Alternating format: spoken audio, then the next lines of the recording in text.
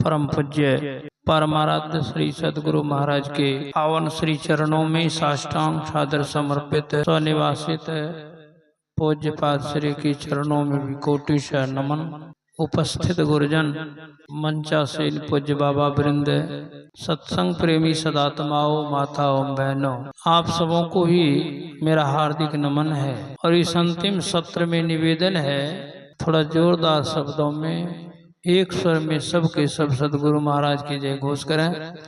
बोलिए श्री सदगुरु महाराज की। आप लोग ध्यान पूर्वक सुन लीजिए। पाठ में अभी हम लोगों के बीच में रखा गया जिस प्रसंग को समझने का प्रयास करना चाहिए। क्या सुन रहे थे सभी ब्रह्मवादियों के विचार को कि राम के चरणों में प्रेम करो। ध्यान दीजिएगा थोड़ा सा। राम कौन? मानस में है राम ब्रह्म परमार्थ रूपा, यानी वो राम ब्रह्म परमात्मा। परमात्मा का चरण है, कोई बता सकते हैं क्या? परमात्मा का ही फोटो देखे हैं, तस्वीर देखे हैं, चित्र देखे हैं? कोई देखे हैं तो सही सही बताइए। कहीं नहीं देखे हो। देवी देवता का तस्वीर देखे हो, राम शिव दुर्गा काली आदि, लेकिन परमात्मा का तस्वीर कहीं नहीं देखे। जब उनकी तस्वीर ही नहीं है, चरण कहाँ से होगा? और यदि चरण की बात नहीं है तो फिर चर्चा कहाँ से है? इसी को समझिए। परमात्मा का चरण क्या है? किसको कहते हैं परमात्मा का चरण?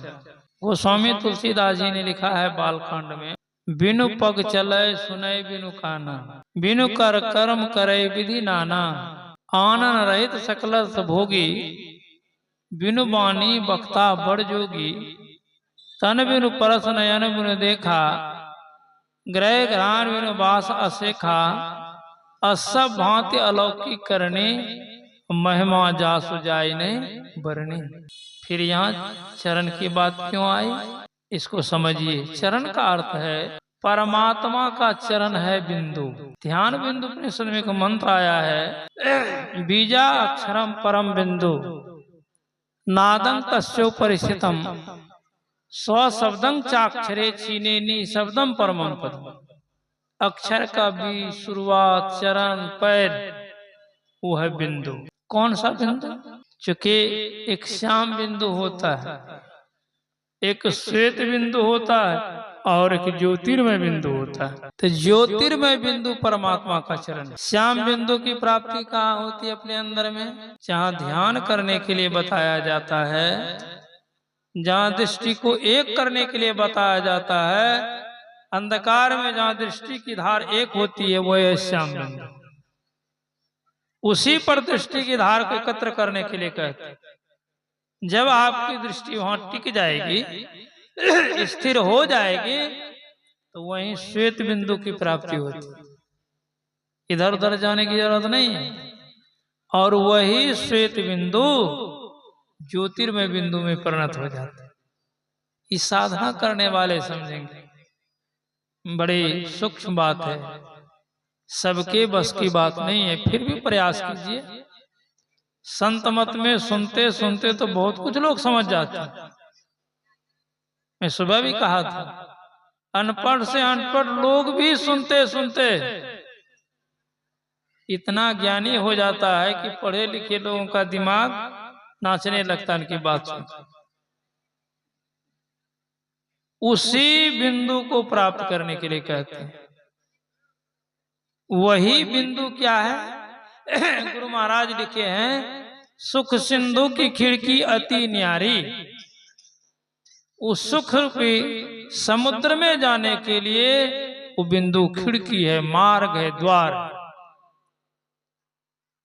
उस द्वार से आप वहां चले जाएंगे जहां कभी जीवन में दुख ही नहीं मिलेगा, लेस मात्र भी दुख नहीं मिलेगा। और उस बिंदु से इधर रहेंगे तो कुछ भी बन करके रहेंगे, सुख सुख बोलते रहेंगे, खोजते रहेंगे, लेकिन सुख मिलेगा नहीं। गुरु महाराज ने क्या कहा? तन नव द्वारा हो रामा, अति ही मलिन हो ठामा, त्यागी चढ़ो दसवीं द्वारी, असुख पाओ रे भाई। सुख की बात सुन रहे थे ना, तो वहां सुख मिलेगा। तो वहां जाएंगे, इसके लिए भक्ति करनी पड़ेगी। बिना भक्ति से कोई नहीं जा सकता। आप सुन रहे थे पाठ में कि जो नहीं होने वाली बात है वो हो जाए। सारी असंभव बातें सुनिए ना। कछुआ के पीठ पर बाल होता है, कोई नहीं देखे होंगे। बहुत पढ़े लिखे लोग, विद्वान लोग, पुराने लोग, अनुभवी लोग कोई देखे हैं क्या? बांझ को बेटा होता है क्या? आकाश में फूल देखे हैं? पानी को मथने से घी होता है? सारी असंभव बातें फिर भी कहते हैं हो जाए तो मान लीजिए। लेकिन ऐसा कोई कहे कि बिना परमात्मा की भक्ति से वो सुख मिलेगा, उस बिंदु की प्राप्ति होगी, ऐसा कतई संभव नहीं। भक्ति तो हम आप करते हैं, नहीं करते ऐसी बात नहीं। ऐसा कोई है, खास करके भारत हम लोगों का आस्तिक देश है।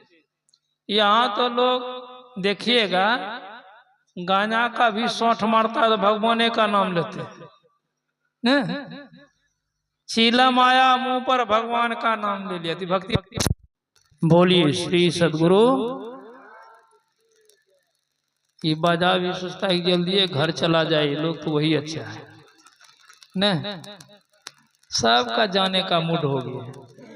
तो मैं कह रहा था वहां भी लोग भगवान का नाम लेते। बहुत को आप देखे होंगे, लोग चोरी डकैती करने के लिए जाते हैं तो भगवान का नाम लेते थे। ये भी भक्ति हो गई ना?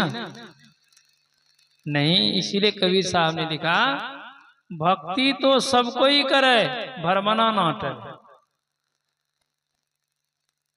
अज्ञानता नहीं मिटती है, परम कल्याण नहीं होता।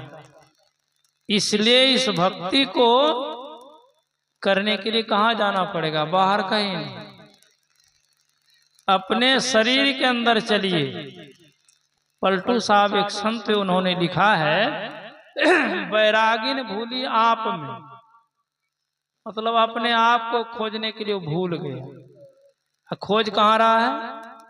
जल में खोजे राम, जल में खोजे राम, जाय के तीरथ छाने, भर में उचारो खूट सुधी नहीं आपने आने, फूल माहे जाओ बास काष्ठ में अग्नि छिपानी, खोदे बिन नहीं मिले है धरती में पानी, दूध माहे जाओ घृत छिपी मेहदी में लाली, ऐसे पूर्ण ब्रह्म कहूं तिल भर नहीं खाली, पलटू सत्संग बीच में कर ले अपना काम, बैरागिन भूली आप में, जल में खोजे राम। कहीं मत जाइए, कहीं नहीं मिलेगा वो बिंदु। हाँ, उसके बदले में परेशानी मिलेगी। वो कहाँ मिलेगा? इस सत्संग में।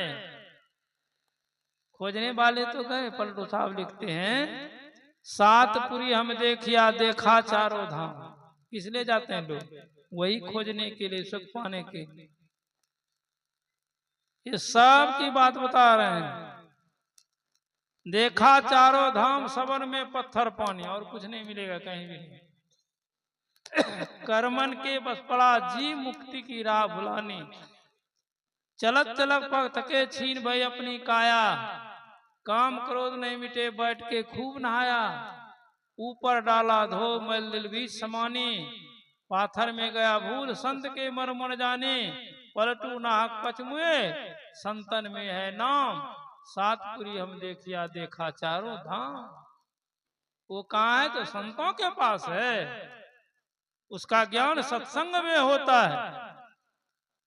इसीलिए परमाराध्य श्री सद्गुरु महाराज ने कहने की कृपा की है, बिन दया संतन की में ही जानना इस राह को, हुआ नहीं होता नहीं, वह होनहारा है नहीं। बिना संत की कृपा से, गुरु की कृपा से ये काम होने वाला नहीं है।